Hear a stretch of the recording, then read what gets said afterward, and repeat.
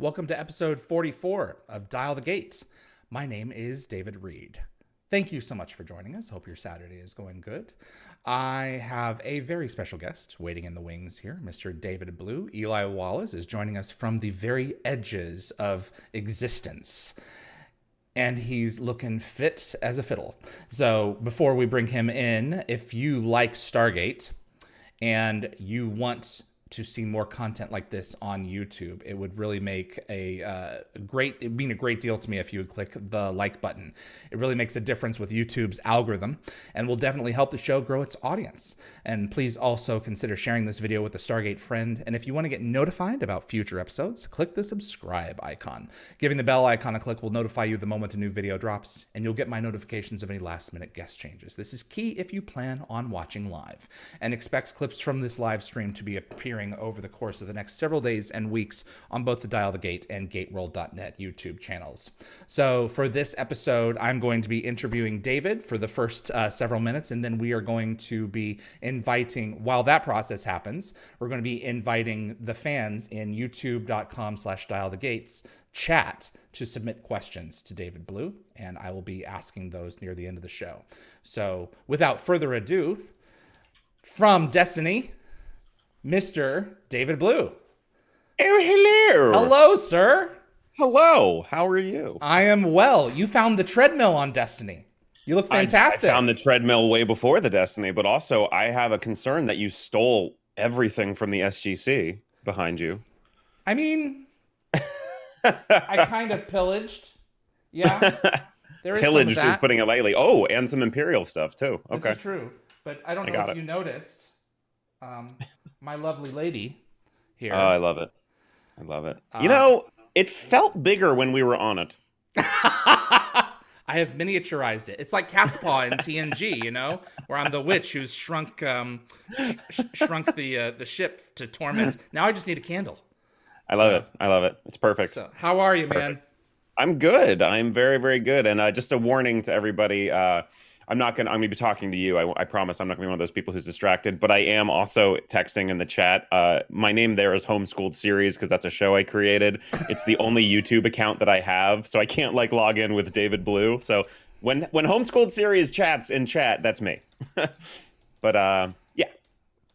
Anyway, how are you? How was your interview with Joe? Oh, Joe is amazing as always, and I am doing well. Making hay while the COVID sun has been trying to kill us all. By little shows like this one. So you were originally with us for the live role play game back in October. Thank you so much for that. That was so much fun. It was indeed. I mean, anytime, it's funny. I've said this over and over on my Twitch channel and on other interviews, but I find I keep having to let people know a lot of the cast members of Stargate, in addition to being great people, are huge nerds. So we love to play games. We love to play games with each other. Since the pandemic started, I have talked with David Hewlett, Robert Picardo, Ben Browder, Alexis Cruz, and Connor Trenier probably more than I have in years, and a lot of it has been around gameplay. This thing has been a double-edged. So before I proceed, what's your Twitch handle? Oh, it's 4 David Blue. It's the number 4 David Blue, all one word. I'll just get this out of the way. I've never been on Twitch before until the pandemic, and I joined, and now it's been almost 11 months, which is crazy. I love it. I do everything from gaming with friends, actors and also just streamer friends, to doing interviews. And also to hosting D&D games where I DM one-shots. But the one that I think everyone in chat probably cares more about is every Saturday at 5, which is 5 p.m. Pacific. So in about 4 hours from now, I host SGU watch parties on my stream live, where I provide live commentary for an episode or two with everybody. Where are you right now? Where am I right now? While I'm in my not beautiful... geographically or existentially. I mean the show. We are on. We just finished Cloverfield, I believe. Oh, no, we just finished Trial and Error. So season 2. We're gonna. My goal is, since a lot of people seem to be showing up for them, my goal is to continue doing watch parties with other shows and movies once we're done with SGU. Maybe even go back and watch other Stargates again. But for right now, we're just getting through SGU, and I'm enjoying kind of providing live commentary for people. Do you have guests come on and and commentary with you? Funny you should say that. Not yet, but Okay. today there might be. All right, very good. Well, we've been wanting to do commentaries in the future as well. So, best of luck to you. That sounds great, and it sounds like you're almost through the show. So, getting I those don't save the videos. I should warn you. If you or anyone else are interested, you have to come live because I don't save the VOD. Understood. Because the DVDs have commentary that we did mostly at my apartment while drinking. And I would love to do more, and I love doing conventions and things. So I think the live experience is one of my favorites. So I try not to just record it and put it out there. Understood. All right, very good. I get it. So I want you to take me back to little David Blue. And tell me your earliest memory of your mother. No. What made you fall in love with this craft? With acting? No, I'm talking about gaming. No, I'm kidding. I mean, we all had Legend of Zelda. No, I'm kidding. Yeah, it's acting. kind of true. Every time I start my stream, I always introduce myself, and I get through about 10 hyphens, and I get tired because I like learning and doing stuff. Acting is weird. Acting, I started in second grade, just kind of doing it with school, and then I eventually started doing community theater and stuff, and it was weird. It's hard to look back and see it because back then it was just something fun that I enjoyed. And it was a lot of musicals and a lot of dancing. I'm a trained singer and dancer. Actually, a lot of people on SGU are. And then when it came time to go to college, I was actually going to go for computers. And kind of had this last minute, I used to run a BBS, so I was up late programming the BBS. And I just had this thought wait, what if instead of going to school for what you can do, what if you go to school for what you want to do? And I just changed my major, changed my school, and never really looked back. Changed your life. Changed my life. I mean, at the time, everyone's like, you're crazy. And then in hindsight, they're like, we always knew you'd make it. Oh, of course. Yeah. Right. Well, it's not a reliable, consistent profession. 95% of you on a given week are out of work under normal circumstances. Yep. Or more, actually. Before the two unions, SAG, Screen Actors Guild, and AFTRA, the American Federation of Television and Radio Artists, before they merged, the stat was 1% of people in the union make a living acting. Now, that's not 1% of actors. That's 1% of people in the union. Once they merged, the percentage lowered. So I actually teach acting as well and coach actors. And what I always say is, the reason that old adage exists of if there's anything else you'd rather do, go do it. It's not because people are jerks. It's because if you want to be happy, and this is true about anything that you're pursuing in life. If you want to be happy, pursuing something incredibly difficult is only worth it if it's what it makes you happy. If there's other things that make you happy, go do that. Mm-hmm. Be happy, run a pizza place, work at a Starbucks, focus on a family, whatever you need to do. For me, unfortunately, I realized really early on that acting makes me happier than almost anything. But you have to recognize how lucky you are to know what makes you happy.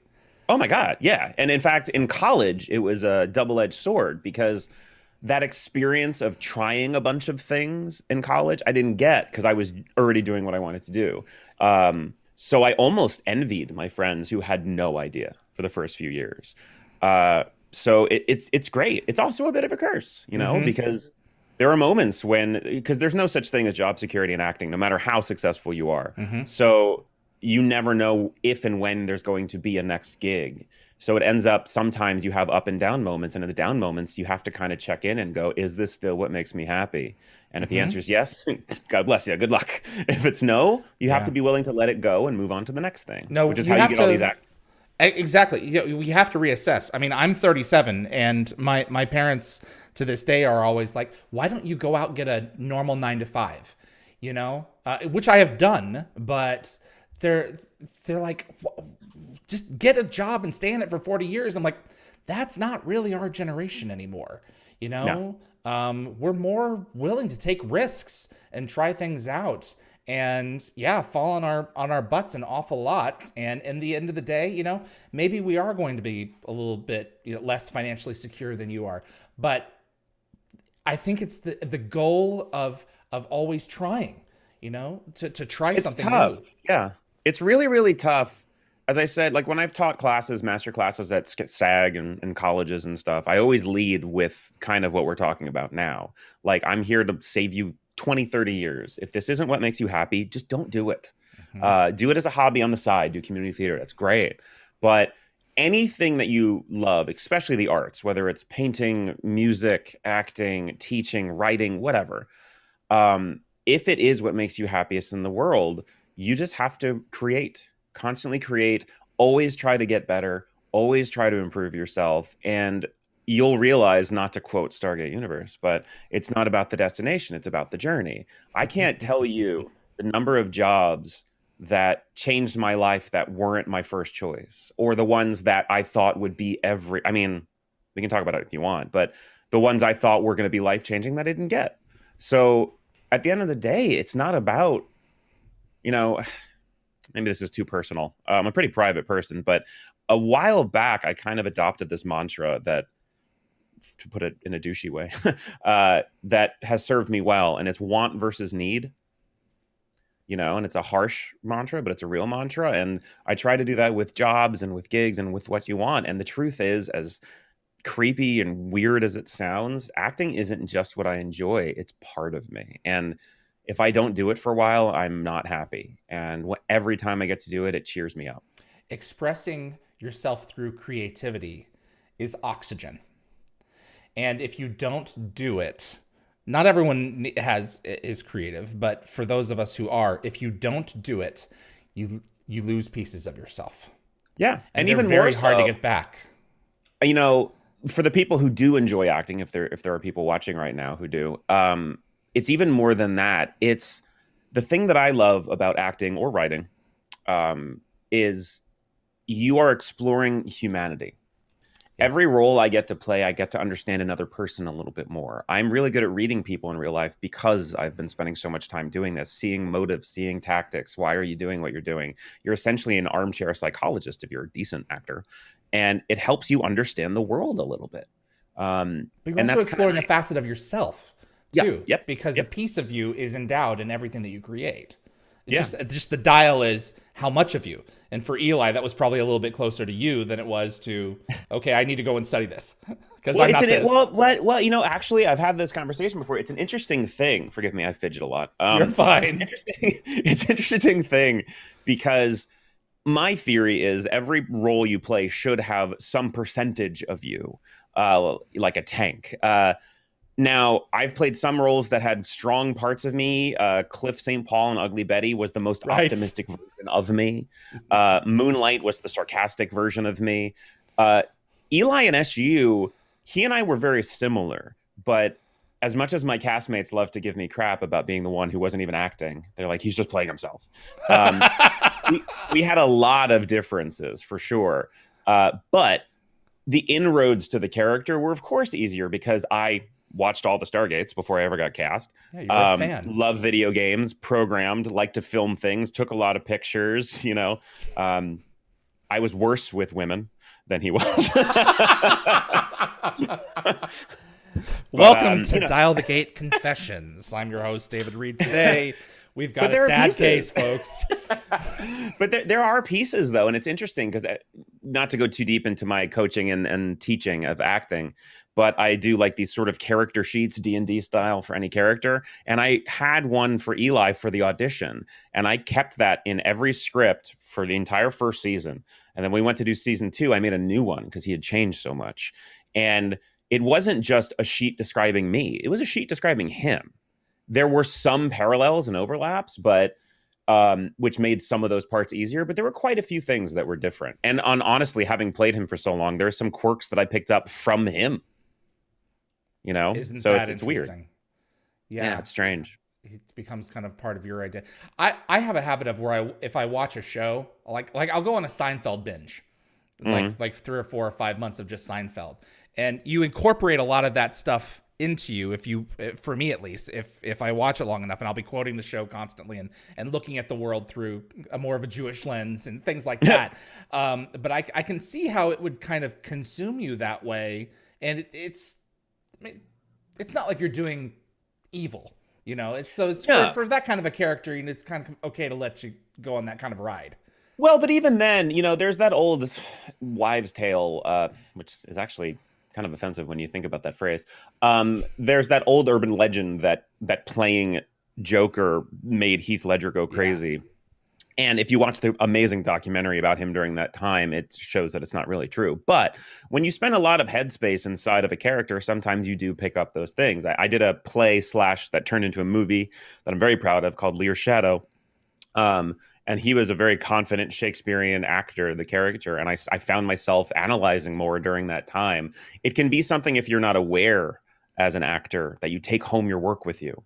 But if you're trained and if you know what you're doing and if you're careful, it's really, really simple. It's just about kind of putting on a costume and then taking it off. Now, I have always taken a lot of pictures my whole life, especially back when there were like actual cameras. Mm-hmm. And so when I got cast as Eli, I kept doing that more and more and more and more, to the point where some of my poor castmates were like, David, put the camera down.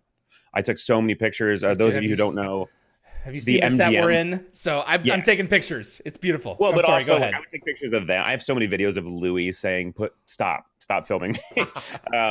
But I did it not only for my own memory, and I kept telling them, like, guys, this will not see the light of day. This is for us. But also, I would take separate pictures using Eli's phone. Those of you who don't know, the MGM blog that was from Eli's point of view, I pitched to MGM and they let me do. I wrote the blog, and all the pictures that were from Eli's point of view were ones I took as Eli on set. So it was half that and half for myself.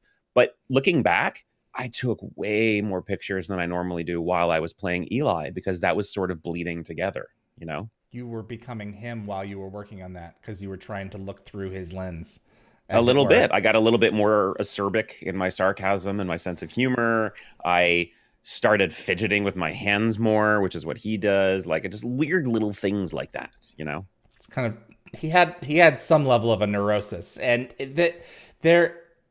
imagine the life that he went through, I mean, having to be the man of his house. So he wasn't prepared for that. And it was a job. If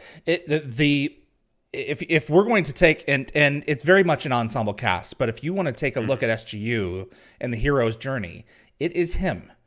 He is the reluctant hero in pajamas who has to ask for pants and go to this other world and, hold his breath before he goes through that gate. Well, the holding the breath was something I decided to do on the moment, but I'm glad they kept it. I had no idea their camera was on me during that moment. I just always thought you would do that. You would, of course, do that. Every time I ever watched because I, again, watched all of the series before I ever got even auditioned, I was always like, why is no one holding their breath? Like, you're going into a pool, you would hold your breath. But this one huge, wonderful thing from the Brad and Rob perspective, all the producers, but Brad and Rob, when, those of you who don't know, the audition and the callback process and the test process were actually really drawn out. It was like weeks and a month, and then 3 months before they announced us. Kill me. So, between getting the job, like after the test, Brad and Rob called me when I was actually at a party. They called me and they're like, we want to talk to you for a little bit. And I think they wanted to make sure I wasn't a jerk, but also they wanted to tell me that a little bit, that Eli was going to be the inroad for the audience. And that was so much pressure. But I took that to heart. Like, Eli was us watching the show, and it really mattered to me. So anytime people say they feel Eli was that, it just kind of, it feels like a little pat on the back, because it feels like I did my job. Do you have any idea how many times I have been compared to you? Oh, God, I'm sorry. Serious?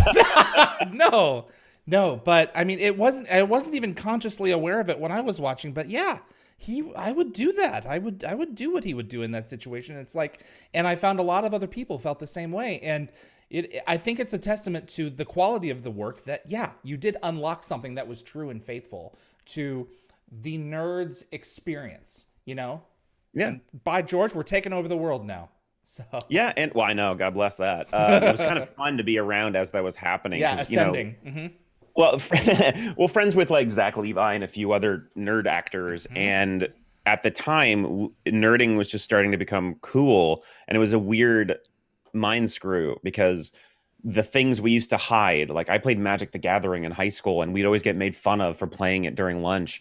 And then to then go to conventions and like the nerds or the cool kids Right. was interesting. Also to see some of the dark side where people were starting to Yeah. No. Yeah. You can be go too negative far. in the nerd world. Yeah. But it's kind of nice to see now. I'll never forget. I was in Australia for my first convention, my first Stargate convention at all, internationally, and I called myself a nerd a few times. And somebody in the audience said, "Don't do that." And I was like, "What?" They're like, "Don't make fun of yourself." And I went, "Oh no, I'm sorry. I guess that hasn't spread here yet." Yeah. In America, it's actually really cool to say that. So Yeah. let your nerd flag It's a fly. loud and So proud thing. yeah, I That's love that it's exactly kind right. of like that now. You know, the weird things you're into make you unique. It's been in the back of my head since you brought it up. You know, there were, you said that there were parts of Eli that were easy to identify with, and there were other parts that were kind of hard to crack. I'm interested to know one of those facets that were not so obvious to us as viewers or to you as a performer, that you went in and was like, I'm gonna have to work on this part of it. This isn't something that naturally flows with something that I would expect to do with him. There's a few. I've struggled with imposter syndrome and confidence my entire life. If I remember correctly, the breakdown for Eli was acerbic sense of wit, a wonderkind who has not been tested. And honestly, it's part of the reason I almost turned down the audition, because that sentence sounded like McKay, and I loved David Hewlett, and You're I'm like like, an early McKay. Yeah. yeah, I can't be more David Hewlett than David Hewlett, nor would I want to try. So I almost turned down the audition. But when I started looking at it from what did they say and what does that mean to how I see the character, it got easier. And Eli, actually a little bit more confident than I was at the time. Much better at math. I mean, I took honors calculus in college, but I don't remember that anymore. He was much better at math, much better at the science stuff. He was actually a little bit more brave in speaking up for himself and talking to people. His humor was a little bit darker. The mother stuff was, the having to grow up fast because of that wasn't really my experience. And in a weird way, not to get too insider trading about it all, the competition between Rush and Young over Eli, and how Eli felt about that and where his loyalties lied. Even just like little micro choices, like once he realized Chloe and he were not really an option, but that Chloe and Scott were together, realizing that was two of his friends who are now happy. Protective of her, but realizing he wanted them to be happy. Like things like that really kind of solidified him for me. When I first met RDA on set, first time I ever met him, we got into a van and he just like, "Hey, I'm Richard." And I was like, I just laughed. I was like, "Yeah, I know. Oh my God, you're Richard Dean Anderson. I was MacGyver and Stargate." Like I was freaking out. Whereas, Eli meets him and he's like, "Get off my lawn." I would be a little bit more willing to believe people if they're like, "We have a spaceship." I'm like, "Where do we go? Sign me up. I'm in." So Eli was a little bit more reclusive and yet outgoing. It's really hard to describe. But a lot of that is for the writers. I give a lot of credit to the writers, even after our first table read, which we did, for those of you who don't know, in the Stargate Atlantis set. They were watching us a lot. They were like staring at us and looking at us. And I asked Brad, I'm like, "What were you guys doing?" And he said, "We were trying to see who you are as the character, so we now know how to write the next episode." They're working. Yeah. Yeah. Those brains are never off. You're always looking for an in. Just as you as a performer are always looking for an in. It's like, okay, yeah, and as a writer here? now, Julie McNiven, who plays Gin, and I have become somewhat writing partners. We've written a lot of scripts now, and I get it now. I wasn't as much of a writer back then. I get it now, because an actor, again, apologize if this is too insider, but an actor doesn't just play the role that was written, nor do they just come in and do whatever they want. A good actor merges the two. They take what's on the page and they add a little bit of something themselves. And I respect the hell out of Brad, Rob, Carl, Joe, everyone who directed and wrote and produced the show, because they not only gave us a lot to work with, but they also let us play.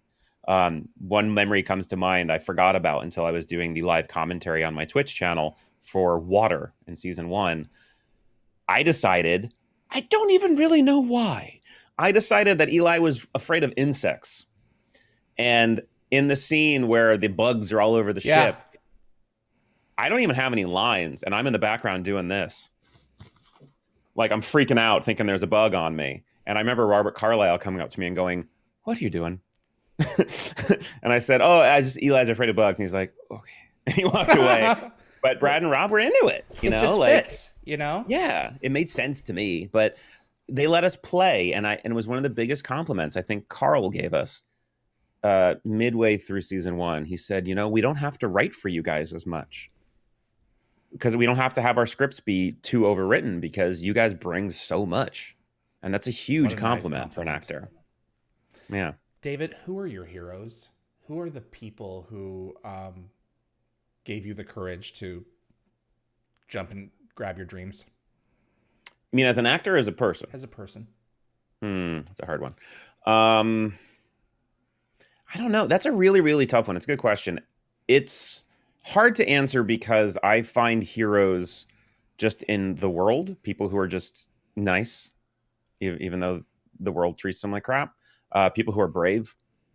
I started fostering a puppy a couple of months ago, and she was horrifically abused by someone. When I first brought her just to kind of watch her for the weekend, she was so scared she didn't even use the bathroom for 2 days. And she's afraid of noise. She's afraid of outside. She's afraid of everything. And it's been a little bit now. And the other day, she's afraid of every noise. She's afraid of the door. I put a leash on her, walked towards the door. She bolted out and started sniffing around. And I almost broke down because I was like, "You're so brave. You're the bravest person I know." And it's the little things. Yes, there's the heroes. I find The Rock to be such a huge, huge idol, because not only is he a good businessman, but he seems to care about people. I find people like Barack Obama to be a huge inspiration. I've always loved Robin Williams, because he's brave as a comedian and as an actor. In the movie Toys, I told my parents that I thought he was my actual dad because he's so much like me, So I find them all over the place. Some of my friends are actors, writers. It's just really kind of too broad of a question to answer, but it's a really good question. No, I appreciate you taking a stab at it for sure. And I think that that's very insightful. I mean, of any of the of your castmates on SGU, who of those do you think, how do I want to put this, helped you grow the most as an actor and as a person? I mean, they all did in different ways. This is nothing against the script or the people, so let me explain. Reading the script of the pilot before we ever shot it or rehearsed it, just reading it, the characters of TJ and Greer, I thought were like, they're okay. But everyone else was more interesting to me. And then I remember we were filming our first scene together, and I saw Jamil make some choices, and I saw Elena make some choices, and I could not take my eyes off of them. And I went, "Oh shit, you might be my two favorite characters now." And they're so good. And Elena's become an incredibly good friend, bestie of mine. She's so good and so good to watch. And I have a clear memory while shooting, funny enough, the episode Water, where Robert Carlyle and I were acting as Rush and Eli, and we were yelling at each other as the gate was going off and people were doing stuff, and they said cut, and I was like, "What do you mean cut? Oh God, we're acting." Like, I forgot we were acting because I was so in it. Doing the rewatch on my Twitch channel now on Saturdays, watching some choices people made that I forgot about, like Louis losing his mind and Trial and Error. You're like, "God, you're so good." And then as a person, we all got close real fast. We were a very close cast. We hung out constantly. We watched episodes together. But I would say that me, Brian, and Elise at the time hung out the most together.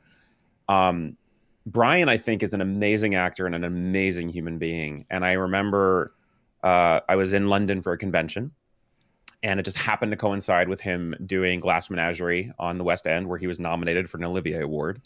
And I went and watched him, and I had forgotten about Glass Menagerie. I forgot because I hadn't read it since college. I knew he was the gentleman caller, and I'm like, oh, cool. What's your background? Like, I literally didn't even place in my head. He came on stage, and he was such a force. And we went out for drinks afterwards and hung out all night. And I was like, dude, you're living the dream. You're on a show where you travel the world, Sense8 at the time.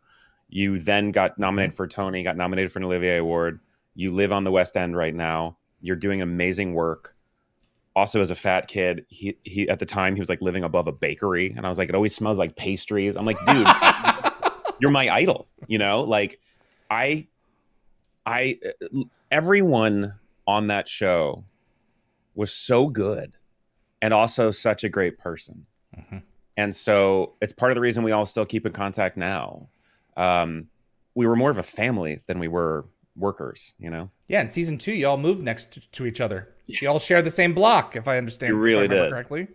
Which is funny because back then Elena and I didn't see each other much, and now, like, well, when we can, we see each other all the time. It's funny. I thought, in many respects, this is an off-topic thing, that Elena was, in many ways, a better commander than medic. And I would have loved to have seen like a couple or 3 alternate reality episodes where she was in command of that ship, because she could do it. And it's like in episodes like Water, where we do see her take on the command role.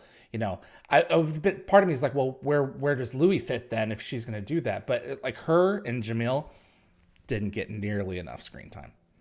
But, you know, it's also really hard to be blunt about it. It's really hard in an ensemble cast as a writer and as an actor, because you can't shine a light everywhere. Even when you're writing a pilot, a first episode, you want to show all 10 characters. You can't. You won't sell it, and nobody will watch it. You have to introduce them to a few and then grow others. And so that was a problem. And it's funny from an actor perspective, I'll tell you, everyone is so good. I don't think I've ever said this in an interview. Everyone is so good that I remember in season 2, we're all friends, watching an episode with Patrick Gilmore in it. And I went, wait, I haven't done as much in the past 2 episodes, and he's so good.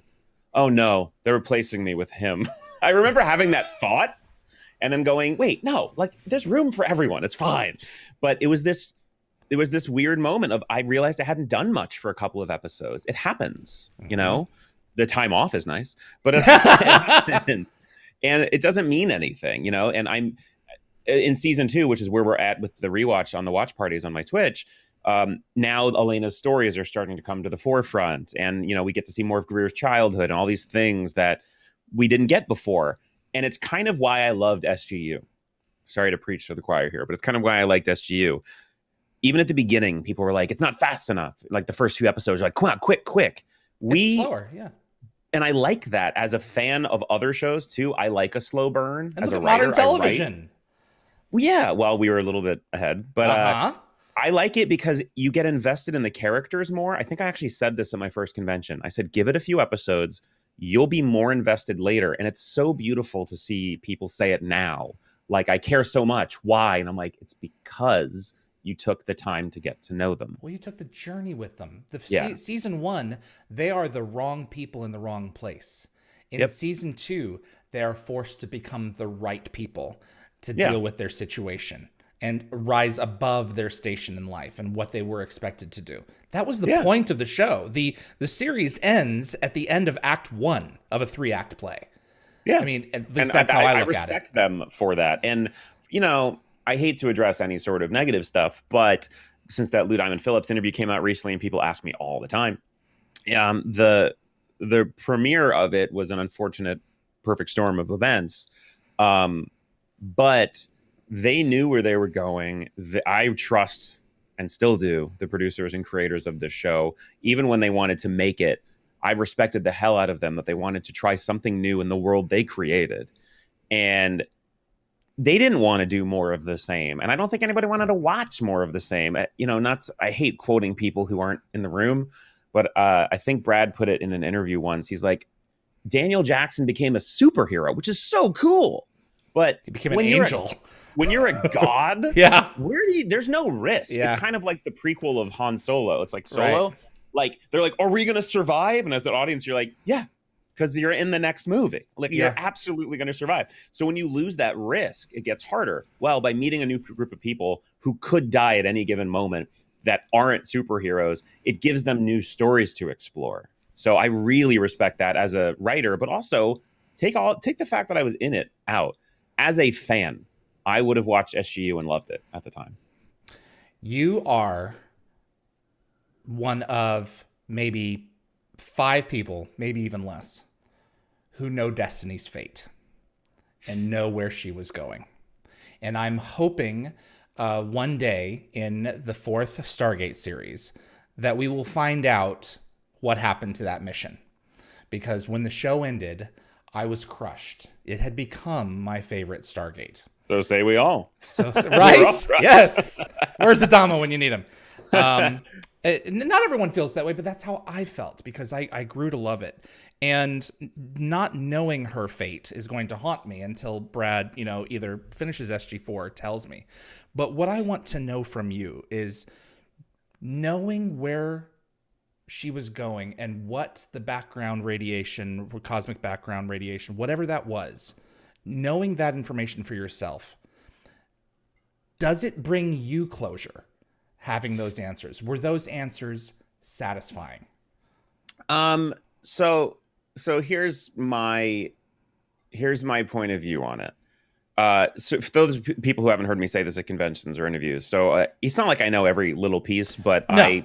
We were just about to go into hiatus, and I went up to Brad and I said, what are we doing next season? Where are we going? And he told me some stuff, and it was really cool. I will never say it out loud because just the way I disclaim it to people is, 1, it's not my story to tell, it's Brad's. 2, if I tell it, it's spoiled and there's no hope that it could happen. And so I keep my mouth shut because those 2 reasons. Now, that being said, the ending of season 2 was not supposed to be the end. We were all on hiatus. I was back in LA, auditioning for some stuff and just taking some time off. A couple of people were on a boat. Oh, you weren't on the Carl Vinson? Yeah, I wasn't. I was in LA. Okay. A lot of us found out we got canceled via Twitter. It was very unexpected. None of us knew it was even I mean, at the end of any season, you're not sure if you're getting renewed. None of us knew we were being canceled.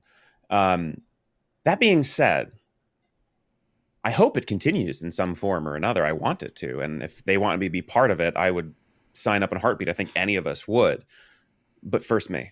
But I love the ending, even though it wasn't supposed to be an ending. And let me tell you why. Oh, we're talking Gauntlet. Yeah. Okay.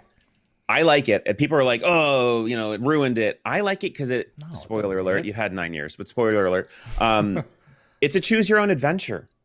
It allows the story to end in a way where fans can now pick up the slack and make their own stories in their head, write their own stories, whatever. Are they canon? I can't say unless I know what's in it. But I love that part of it. I love that part of it. And, would I love to have done more? Yeah. Even our last shot all together, we were all sad because we wouldn't see each other for a few months and we were celebrating. It didn't feel like goodbye. It felt like see you later. And it kind of sucks. But if it has to be, let's say that the world, the planets don't align and there isn't a closure at all. There isn't any more SGU. I like it for what it is because it means you guys can picture the Destiny out there exploring and Eli at the helm. I like that. And to be fair, we did get an ending with Epilogue, and I love those 2 episodes. Carl Binder was brilliant with that as well. So we did see something. And there was a certain amount of closure with that as well. It was an alternate them. We saw the alternate them, and that last 10 episodes of that season, that second season, were some of the best sci-fi that was ever done. There's one. I won't say it because I've been promising everyone on my Twitch stream that I would say it when we got to the episode on the watch party, so forgive me. But there's one thing in those 2 episodes, probably the only thing in the show, that drives me crazy. And I've talked about it at conventions, but I'm going to talk about it on my stream. There's one choice, and it wasn't even a choice. In the script, it was different, but they had to cut a scene for time. And that scene was so important to me for Eli, and it pisses me off that it wasn't in it still, especially now that we ended.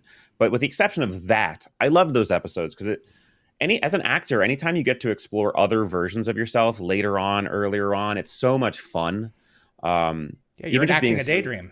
Yeah. Well, even just being a series regular, when you're playing a guest star or you're doing a play, you know this person for this set piece of time and that's it. As an actor on a show, as a series regular, you get to grow with them. You get to watch them change, you know? Look at Daniel Jackson, you know, like Nebuchadnezzar hand to like, I will smite you. Oh, gosh.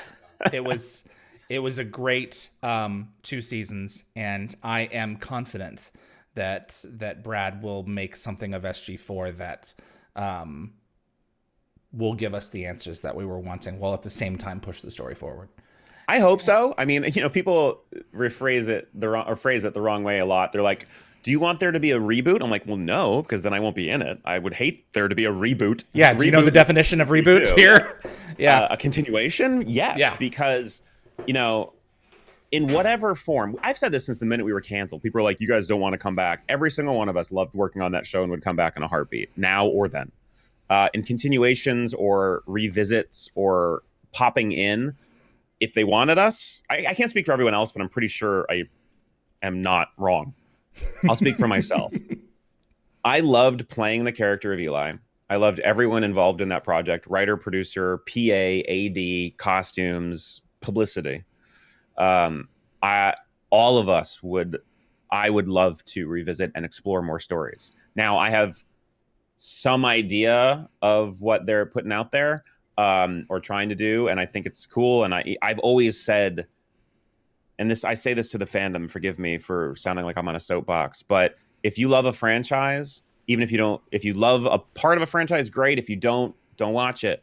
But be careful about ever damaging a franchise, because you want to get more of that franchise. Look at Star Wars right now. Look at Star Trek right now, just expanding and expanding and expanding. That's because the love for the series is there, whether you watch it or not. I always say I love Next Generation, like Deep Space Nine. I didn't really get into Voyager. I never watched Enterprise. Well, during the pandemic, I finally went back and watched Enterprise, and I really enjoyed it for what it was. Xindi Arc's good. So it's the same thing. If there is a version that comes out, whether you like it or not, watch it or don't. But don't ever be negative to the people who created the franchise you love, or the franchise, because that's a long damage that can slow the works down. Mm-hmm. You know, show your support, spread the love. Yeah. I mean, if you love Stargate, then you love Brad and Rob and Joe and Paul and what they were doing. So that was kind of what, not to talk about the negative, but that's kind of what bothered me before we premiered, when there was a little bit of vitriol. Mm-hmm. People are like, it's not Stargate. Well, yeah, it is, because Brad and Rob. Right, like, exactly. I mean, we could deconstruct all of that, but it's you know, not everyone's gonna love everything, and they don't have to. But don't sabotage it, you know. So anyway. I mean, it's funny because I can't sleep at night. So during the pandemic, I've been rewatching. I've since rewatched Next Gen, Deep Space Nine, Enterprise. I just now restarted Voyager, and I'm loving the journey. Now, Next Gen will always be my thing. Yeah, absolutely. You know? There's something just like I liked Atlantis, but I was an SG-1 dude. Right. So it happens, but it's still a world full of stories that I love. I hear you. I have fan questions for you. Please do. All right. We can go a little bit over if you need to. Sure. Okay. Yeah.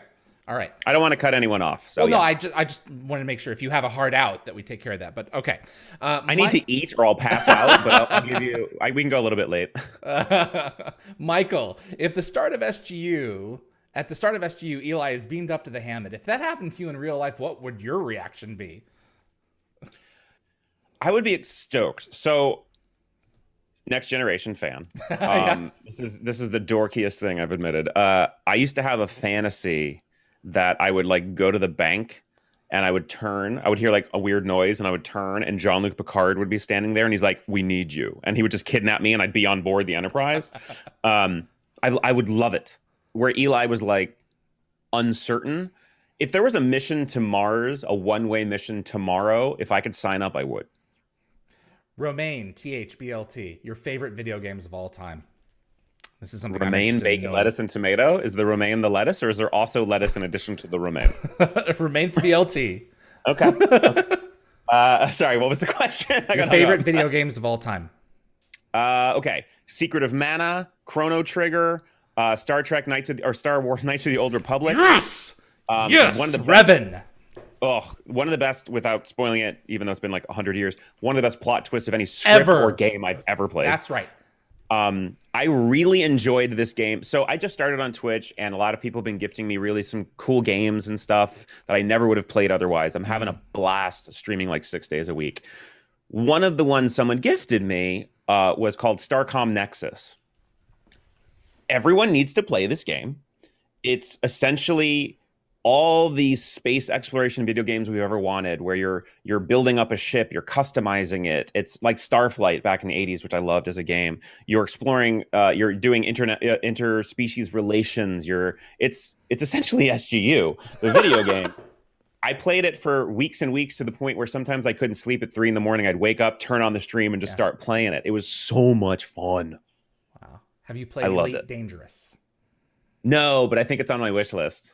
I have sunk 500 hours into that game. Yeah. 1-to-1 scale Milky Way galaxy.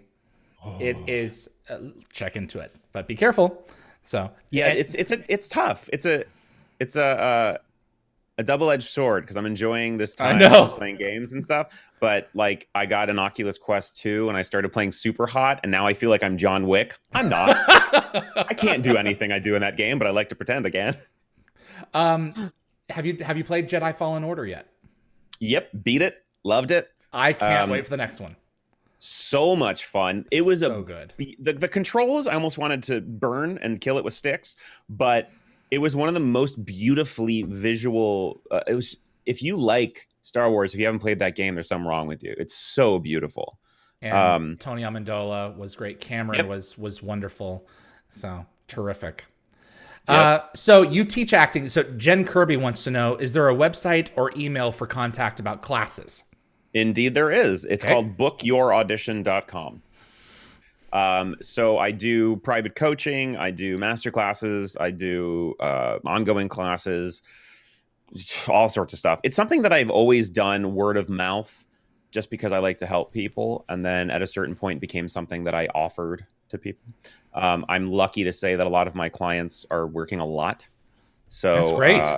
Yeah, it's nice. It's nice to be able to, it's a creative output for me, but it's also really nice to be able to help other people achieve their dreams, you know?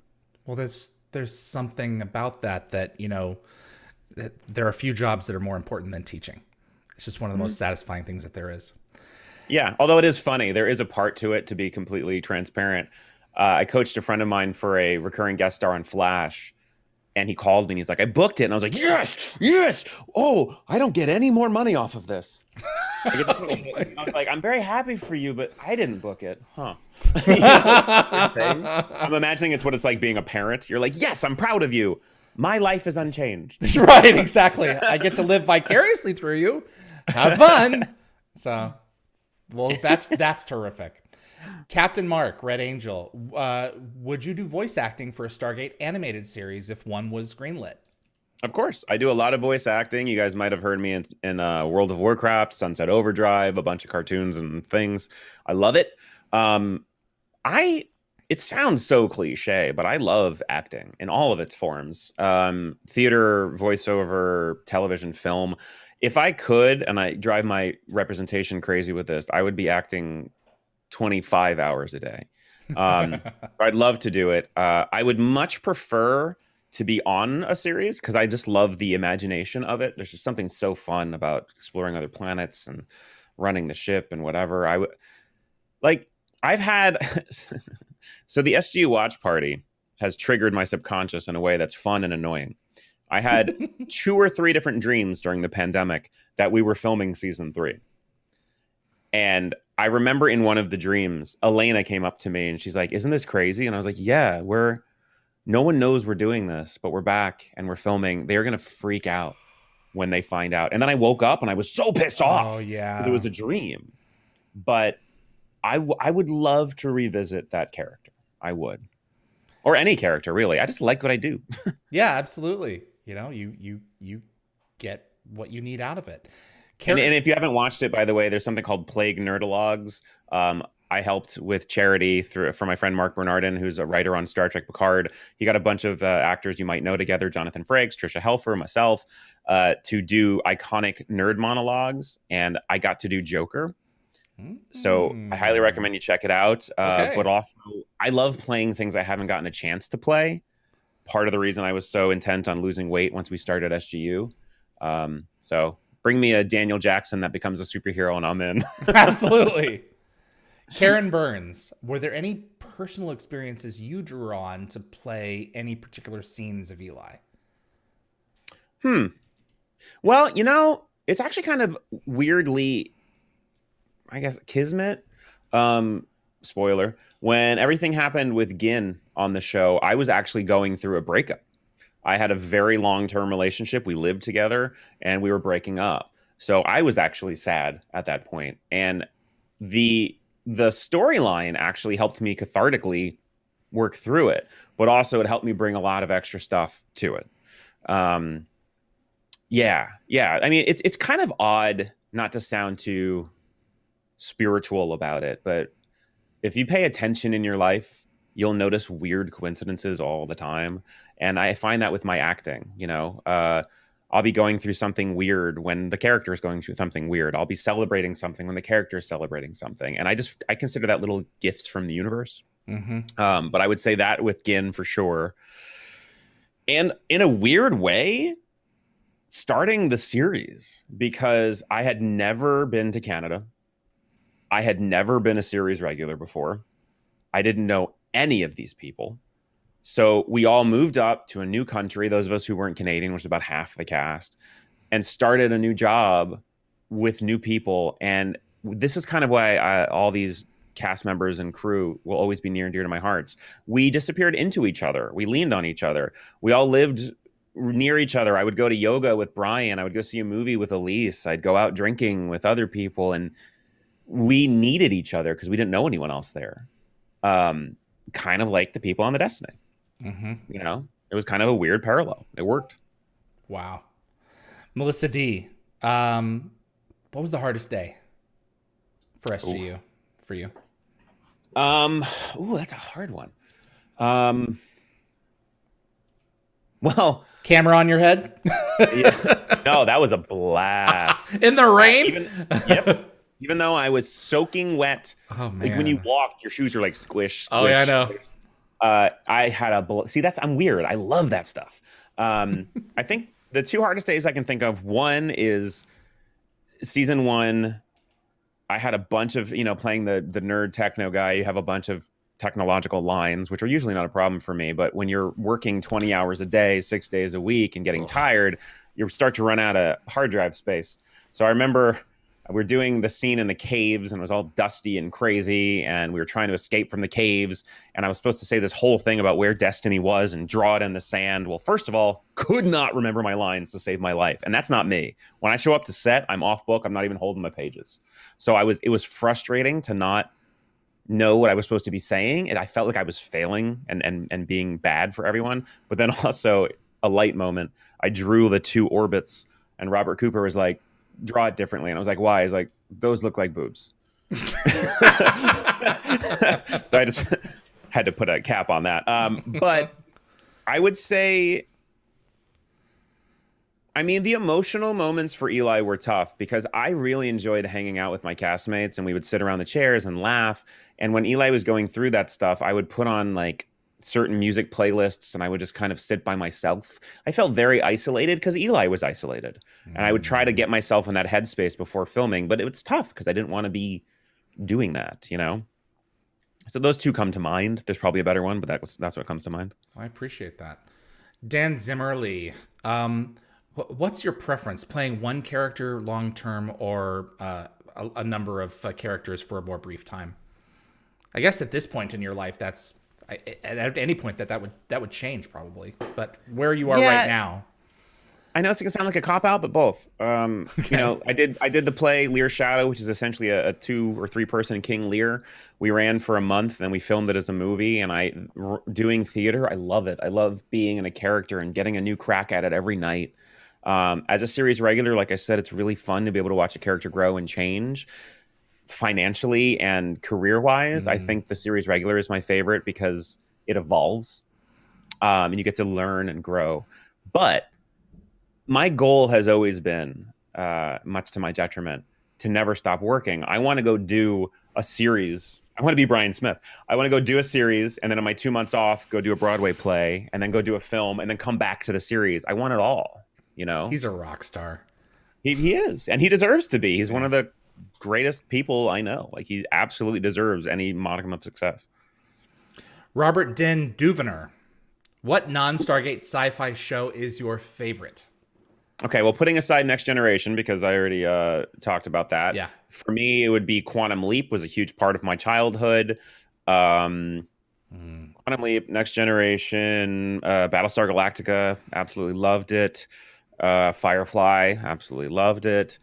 Buffy, Angel. I watch a lot. I've always watched a lot. Solar Babies was one of my favorite movies when I was younger. I've not seen it. Space Camp. That's why I went to Space Camp. Oh, okay. All sorts of things. As long as it's smart sci-fi, like 12 Monkeys. My friend Todd Stachek was on 12 Monkeys, and I thought it was one of the most brilliant, timey-wimey shows I've ever seen. So I just like stories, telling them and hearing them. Any other, Jet Ison, any other Stargate character that you would have played if given the chance? It's going to sound like a cop-out, but no, because I think they did it well, you know? Okay. Like, as much fun as it would be to play McKay, David Hewlett killed it. Same with Shanks, same with RDA, same with Amanda Tapping. Now, that being said, when we started filming SGU, I was the only overweight actor auditioning to play Eli.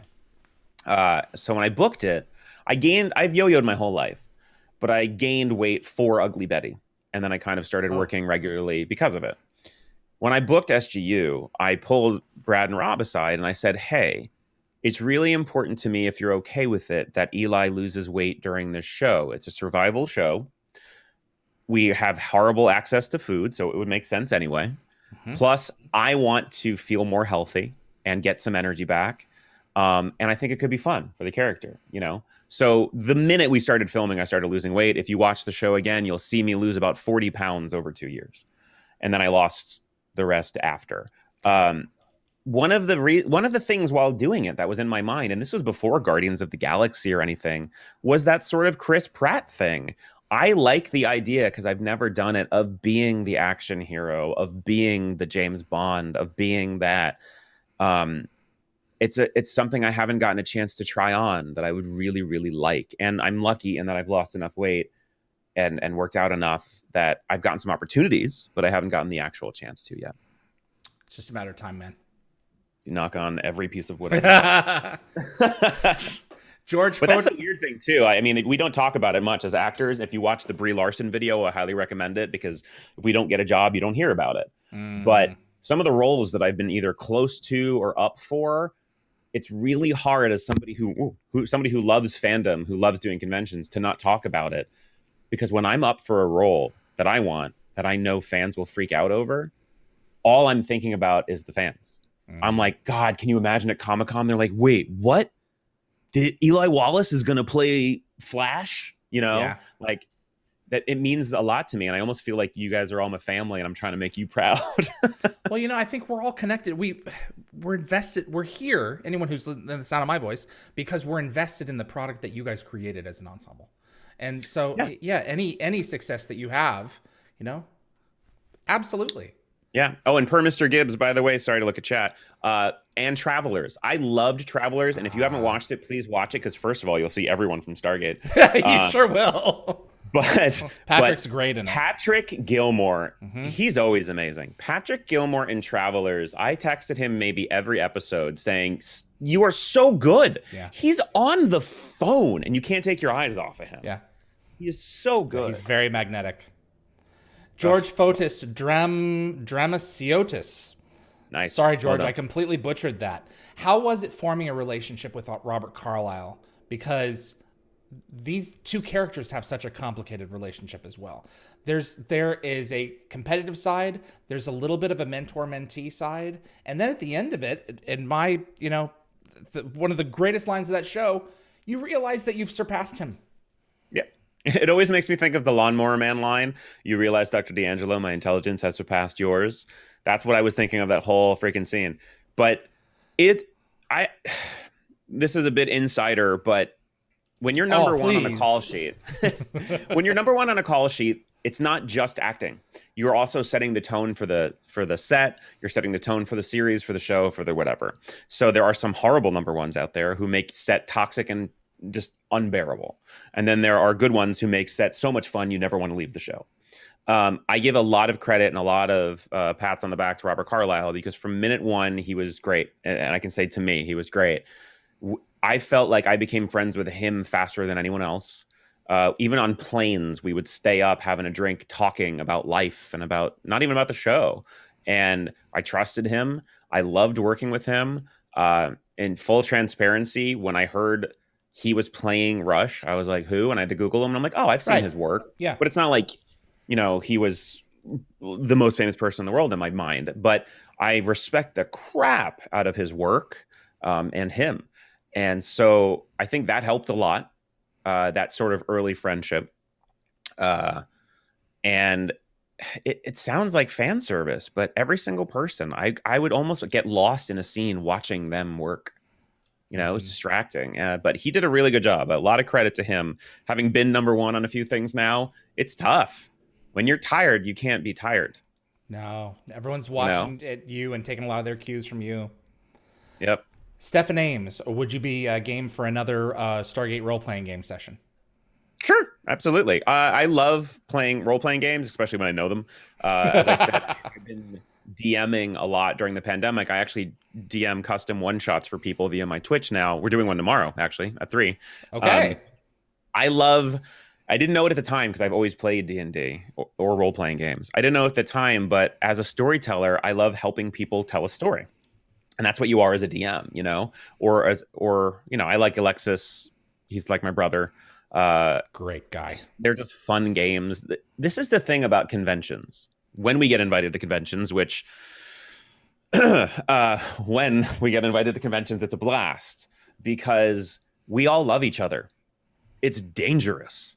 You invite me and Rainbow Sun Franks and Alexis to a convention, no one's sleeping. Michael Shanks, Lexa, and I became tight at a convention. Ben Browder, Robert Picardo, we explore together. Like, we get along. So playing games with my friends is fun, whether or not I'm good at them, That being said, can I get on a soapbox just for a quick second? Be my guest. Oh, I just want to say to everybody, because people always ask me about, like, will you come to a con? Will you come to this con? Just so you guys know, absolutely, it's wonderful to hear as an actor that we want you at a con, but it's actually not up to us. What I recommend is, whether it's me or other people, reach out to the con near you or whatever that you want them at and say, I want this guest, because it's up to the convention to reach out to us and invite us and organize it. For the most part, there's only a few people who don't. For the most part, we all love doing it. We love hanging out with you all, meeting you all, taking pictures, having a good time, making memories. And especially if you're a fan of SGU or us, please do, because there's a few cons out there that for some reason will have like all Stargate conventions, but only invite SG1 and Atlantis. And I don't mind if I'm not invited, but it always bothers me when I don't see anyone from SGU on the list, because that feels personal. Yep. So if you want us there, please reach out to them. We'll be there in a heartbeat. I cannot underline that enough. Absolutely agree. Dearna streaming.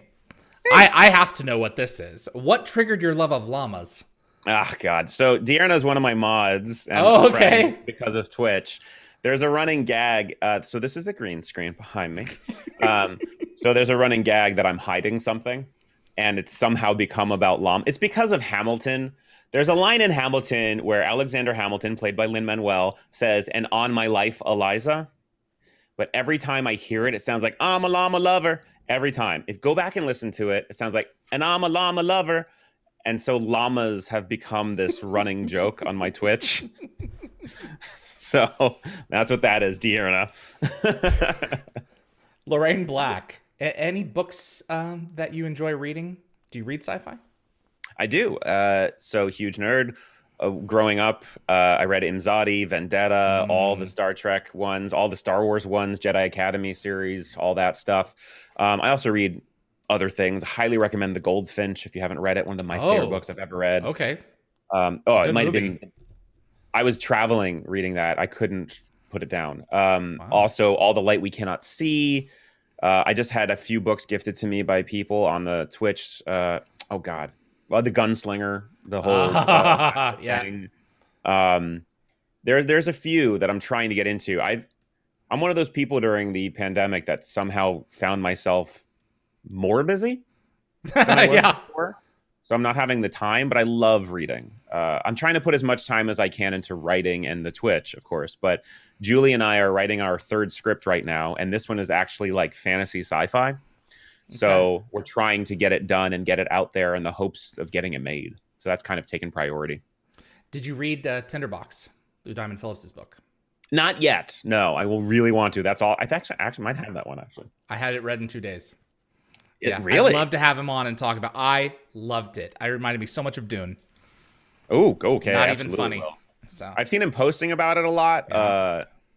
Lou Diamond. There's another one. I've been a fan of LDP since Young Guns, Stand and Deliver, and meeting him. He is an example of. He wasn't number one on the show, but an example of what the industry can be, what the world can be. When I was about to work with Lou Diamond Phillips, I expected he'd be like stuck up and egotistical because he was famous for like 30 years. And he was one of the most down-to-earth, friendliest dudes. To this day, if I text him, he responds within an hour or two. And that's just a good person, you know? And he doesn't need to be that, but he is. You want to talk about great humans. And Brian introduced me to her back at Comic-Con. Ming-Na. Oh, yeah. Oh, my God. If you hear Ming-Na's laugh, you laugh. You can't help but laugh. Yeah, she's just a great human. And deserves. I'm so stoked. I'm telling you guys. Slight spoiler: Mandalorian stuff and beyond. I haven't seen season 2 yet, so say nothing. I won't say anything. I did text her, and I was like, "Oh my God!" And her response is why you should love her. Her response was not like "Thank you." Her response was, "I know, right?" Even she like has trouble believing how cool it is what she's doing. Last questions for you. The ZZZZZZZ, and I won't read the other Z's, but that was the person who submitted them. Were there any instances in SGU where you had a say or it had an influence in a script?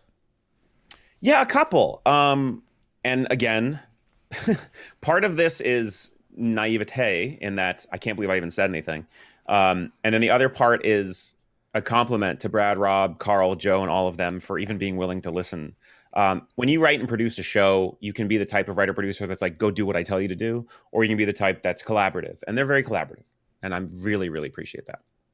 Can I say 3 things? Yeah. Okay. It's the last question. Number one, between seasons 1 and 2, I've always been a writer, but I was just starting to try to write scripts. And for fun, I decided to try to write an SGU episode, just a spec one. And it ended up becoming a 2-parter that I wrote. And I sent it to my lawyer and a couple of friends. And my lawyer said, "Oh my God, this is really good, man. You should send it to the producers." And I was like, "No, they don't care." And he's like, "Just send it." And I sent it. And Carl gave me notes on it and told me what he liked and what he did. And they weren't like upset that I sent a script. They were cool about it. And it felt like a nice... Robert Cooper told me some scripts to read and books to read to become even a better writer. And they're really supportive. So there's that. 2, God bless Brad for me overstepping and being cool with it. In season 1, there was originally in one of the scripts, there was a moment where I think Colonel Young lies to everybody and pretends that he knows something that he doesn't. And I don't know what gave me these balls, but I walked up to Brad, my boss, and said, "Hey, do you watch Battlestar Galactica?" And he's like, "No, I haven't." I was like, "Okay, I'm so sorry. I just want you to be aware there was an episode where this kind of happened. And I don't know if you care, but I thought maybe you'd want to know." And he went, oh, it's like, "No, I didn't know that." And they rewrote it. And they took that out. And first of all, amazing that he didn't just fire me on the spot. like questioning their writing. But he was willing to do that because he just wanted to create this new thing.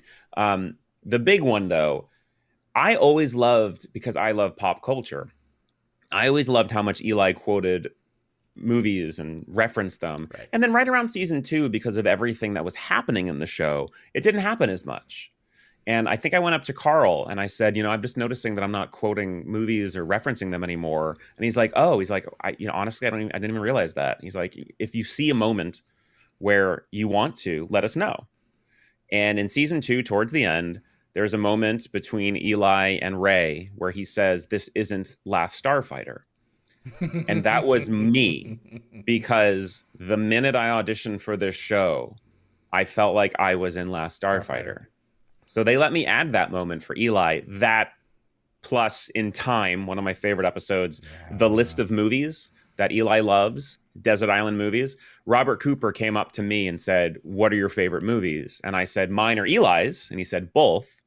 The lists of Eli's is what I thought was Eli's list. So they were really wonderfully collaborative. Man. Yeah, I remember talking with you the first time that we had an interview, and we were talking about Air Part 3, and you were walking across the dunes in White Sands, one of my favorite places on the earth.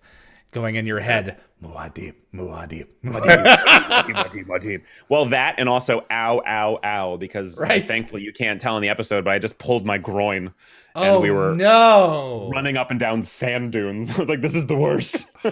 Gosh, man. You looking forward to Dune? I am for multiple reasons. The cast is fantastic. I love the original movie. I'm curious to see. I'm not a huge fan of reboots in general, because to me, a reboot, unless the original was lost in a fire, you can just watch the original, you know? That being said, I love entertainment, and I will give anything a try. I can be mad about, them doing a whole new Star Trek, but I'll still be the first one to see it on opening day. Yeah, absolutely. Let's see. And usually we're wrong. Yeah, often. Yeah. So I'll see it no matter what. I am stoked. I wish I could be in it. It's going to be really hard not to go more deep during the movie. Right. I can't wait. What looks cool. Yeah. It's looks beautiful, and it looks like they've really put their money where their mouth is with it. So I was a huge fan of the Sci-Fi miniseries, and I'm really hoping that it takes the best of both the David Lynch version and that. Yeah. And does its own thing. So that's the goal. We're in such an interesting time in entertainment where people are exploring and taking chances, but also kind of just revisiting. And it kind of drives me crazy, but I really respect people who have an idea or a vision and either break some boundaries, Parasite, explore existing ones and expand them, Discovery, try a new version, Will and Grace, or a whole new one, Walker, Texas Ranger. I respect storytellers and storytelling, and I want to hear their version, and I'll always give them a shot. Not everything's for me, but I love, let's be honest here. Would any of us have gotten through this pandemic if it wasn't for movies and TV? It would have been hard. And the ability to communicate with each other through it too, for sure. Yeah. It's really, really tough. And so I hope everyone remembers that moving forward. But also, I am so grateful to be in an industry that makes the thing that I love, and I'm happy any day I get to do what I love for a living. David, this has been a treat. Thank you so much for this. I would love to have you back later this year to go into more specific episode details. My hope with this show is to create a lasting archive of Stargate for the future generations that haven't even found the show yet, to come and discover it for themselves, and the little behind the scenes tidbits and everything else. So it's a great pleasure to have you on, and it means a lot to me that you're here. I would love that. Give me an email, let me know. And also, if I may just replug, everyone, please come and check out the Twitch channel for David Blue. It's completely free to watch or follow. You can subscribe. But if you don't come for the games and the D&D, come to the SGU watch parties, because it's a bunch of people who love Stargate hanging out online, watching episodes together, telling stories and laughing. And I love that about Stargate.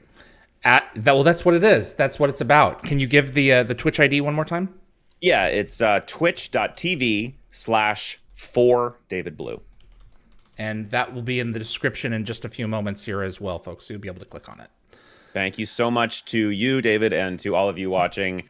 The fandom and the nerd world and all of you mean the world to me before SGU, and even more so now. It's great to have you, man. I'm so grateful that you play an active role in the community. It's so nice to have people involved in such a great project who know the quality of the work that it was and appreciate the fan base for what it is.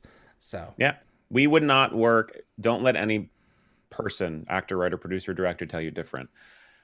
We do it for you. We would not have jobs if it was not for fandom. yeah. Now, that being said, you still have to create the stories you want to tell and hope it finds an audience. But literally, means the world to us that you care. Yeah. Absolutely. Yeah. Not like, not everything is going to land with everybody, but you have to create what you believe in and hope that it connects with someone else. And that's build it and they will come. That's exactly right, Kevin Costner. All righty, my friend. Best of luck with your Twitch, and we'll be posting the link. And you have a great new year, and we will be in touch. Thank you so much. I'll talk to you soon, bud. Take care of yourself, man. Be well. Bye. Bye-bye now. David Blue, everyone. Thank you so much for tuning in. Hope you enjoyed the show. And thanks to David Blue. David, he was in, they had just started, I think, season 2. And I bumped into him at Comic-Con. And we had only seen each other once the year before. And I came up to him, I was like, hey, David Reed. And I put out my hand. He's like, no. We're in hugs now. I'll never forget that. He has always been so welcoming and such a kindred spirit, a kindred sci-fi spirit. So it's a delight to have him on the show now. Before I let you go, we have Eli fan art. And that is not it. That is it. So the guest artist for the week is Wolverine. So this is from Stargate. So they say from Stargate Universe. It's a redraw of a piece I did a few years ago, which is probably one of my favorite old DeviantArts. I love this of Eli. They've really, really captured his essence in this. So submit your Stargate art to us at dialthegateshow@gmail.com. And if you enjoyed this episode, if you like what you've seen, I'd appreciate it if you'd click the like button. It really makes a difference with YouTube's algorithm and will definitely help the show grow its audience. Please also consider sharing this video with a Stargate friend. And if you want to get notified about future episodes, click the subscribe icon. If you plan to watch live, I recommend giving the bell icon a click so you'll be the first to know of any schedule changes, which happen all the time. And clips from this live stream will be released over the course of the next several days on both the Dial the Gate and GateWorld.net YouTube channels. And if you want goodies, we've got goodies for you this month. One of these communication stones is a screen use prop, and the other is a screen accurate replica. So for the month of January, Dial the Gate is giving away the replica. In order to win, you need to use a desktop or laptop computer and visit dialthegate.com.